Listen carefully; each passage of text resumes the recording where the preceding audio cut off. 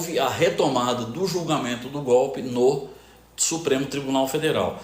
Então votaram os ministros Alexandre de Moraes, o ministro relator, e o ministro Flávio Dino. O ministro Alexandre de Moraes iniciou a fala dele num tom bastante contundente, né, a respeito dos acontecimentos, né, desde as reuniões golpistas que houveram no Planalto, enfim, com os ministros, etc., até quando culminou na tentativa propriamente de golpe no 8 de janeiro.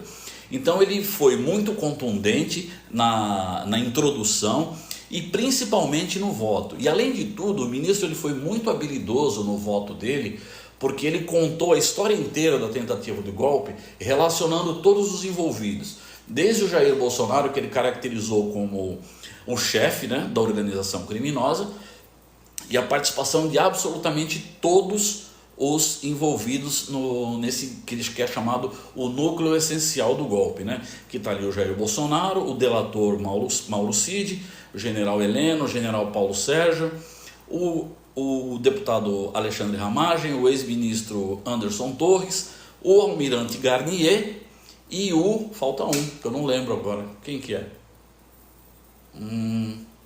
Daqui a pouco eu lembro. São 8, eu lembrei de 7 aqui. Ele contou a história inteira da tentativa de golpe, desde as reuniões, desde o encontro das minutas, etc. Trouxe toda a linha do tempo, enfatizando ali a participação de cada um.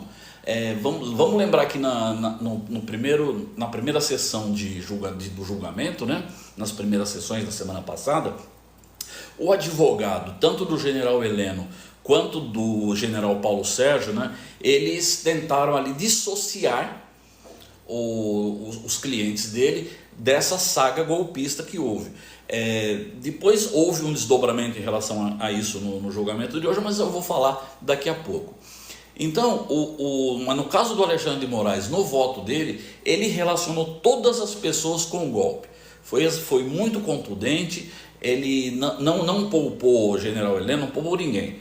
Ele, inclusive, o voto dele foi pela condenação de todos os envolvidos por todos os crimes que eles estão sendo julgados.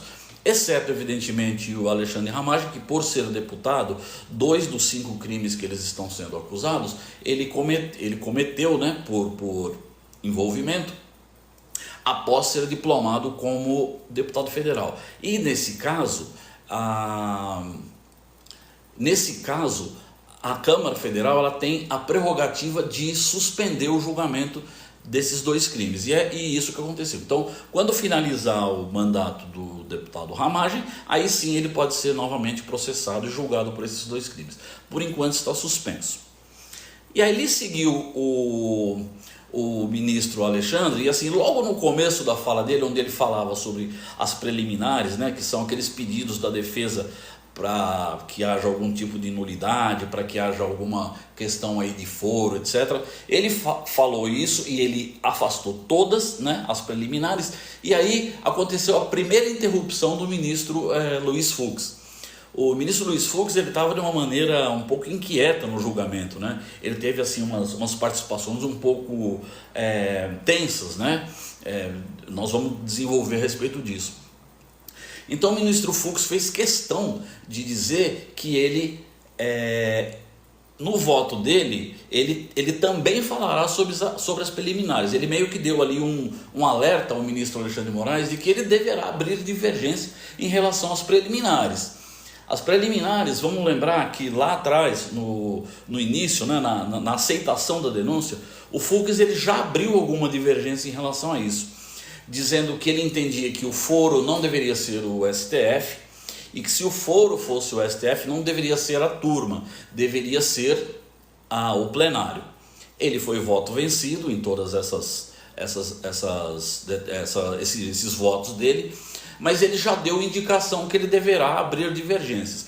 Então divergências, vamos lembrar que o Fux já deu sinais em relação ao foro, que eu acabei de falar aqui, em relação ao crime de tentativa de ruptura do Estado Democrático de Direito de maneira violenta e tentativa de golpe de Estado, o ministro ele entende que é um crime só. Então ele deverá abrir uma divergência nesse ponto também, e também espera-se que ele abra alguma divergência em relação à dosimetria. Nesse momento a gente não sabe a respeito de nenhuma dosimetria da pena dessas pessoas, evidentemente porque eles não estão condenados ainda, né? São 2 votos a 0 pela condenação, mas ainda existem 3 votos a serem 2 votos a serem dados, do próprio ministro Fux, da ministra Carmen Lúcia e do presidente da turma, o Cristiano Zanin. Então amanhã nós vamos abrir, veja só, o Supremo Tribunal Federal abre o julgamento novamente com o voto do Luiz Fux, onde se espera que algo ali aconteça em termos de divergência com o relator. O ministro Fux, ele já adiantou que o voto dele é muito longo, né? Foi por isso que o Alexandre de Moraes, que tinha reservado para essa semana o julgamento hoje e amanhã, mas ele pediu ao ministro Zanin de reservar também a quinta-feira para dar sequência ao julgamento, justamente por causa desse pedido do ministro Fux, de que não foi bem um pedido dele, mas ele alertou que o voto dele seria muito longo. Então os bolsonaristas já estão todos alvoroçados com o Fux, esse sim é um ministro de verdade e tal. Então eles esperam, não sei se eles esperam uma absolvição, acho pouco provável a absolvição, mas eu acho que eles esperam ali uma divergência que possa gerar ali algum rebuliço ali para a tentativa de alguns recursos aí na questão dos embargos, etc.